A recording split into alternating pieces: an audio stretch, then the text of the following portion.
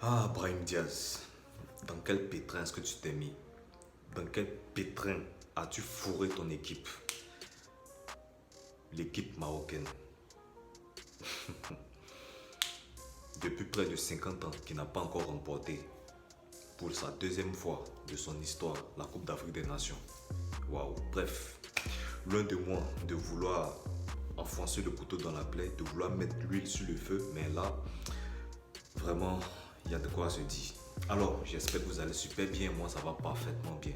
Aujourd'hui, on va parler encore d'un sujet très intéressant, comme d'habitude, comme vous le savez, sur le match, notamment la finale, qui opposait le Sénégal au Royaume du Maroc, notamment lors de la Coupe d'Afrique des Nations 2025 au Maroc, à Rabat. Alors, les deux nations sont des nations que je respecte beaucoup, une nation dont j'ai beaucoup d'estime, notamment le Sénégal avec Dakar, Mbo, le Maroc avec Rabat, Casablanca, et vous le savez, je vous apprends rien. Mais aujourd'hui, on va parler d'une vidéo, on va parler d'un sujet qui est un peu complexe et qui, selon ce que moi je peux retenir de ça, toujours comme je le dis ici dans mes vidéos, peu importe ce qui se passe, n'abandonnez jamais, ne baissez jamais les bras, non. Même si c'est à la dernière seconde, je sais de quoi je parle. Moi, je suis passé par certaines expériences, donc je suis bien placé aussi pour en parler. Ceux aussi qui sont plus expérimentés que moi savent.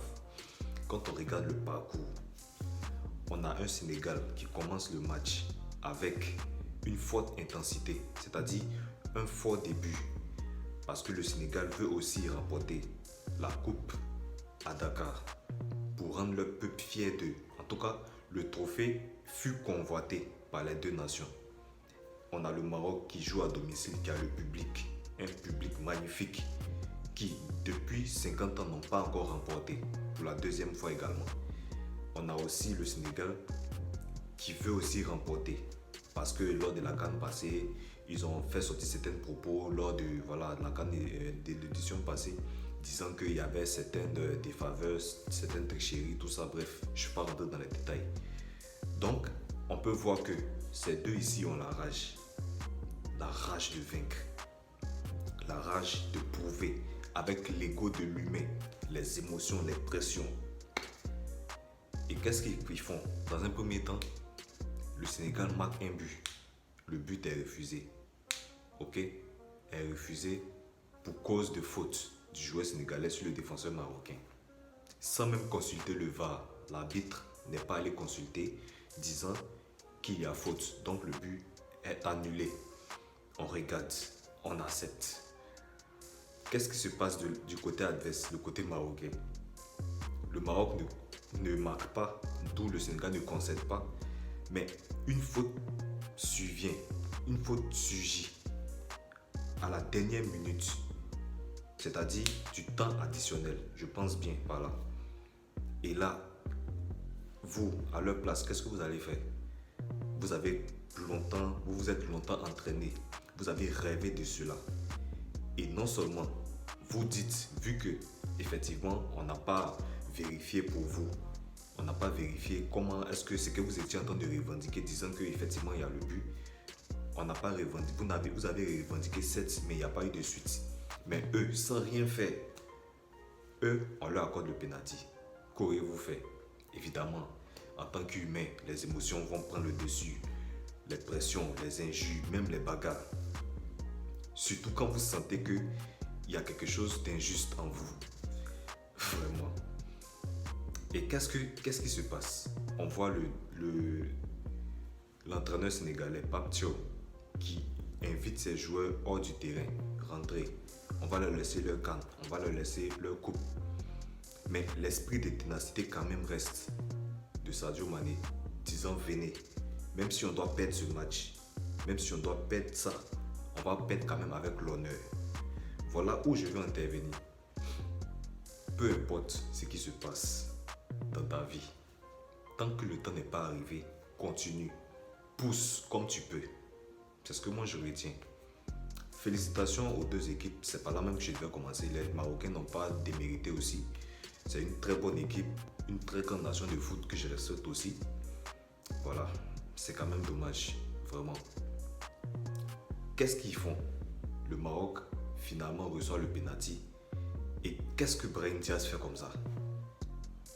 Est-ce que ça a été fait de façon sciemment ou je sais pas, il a vraiment raté?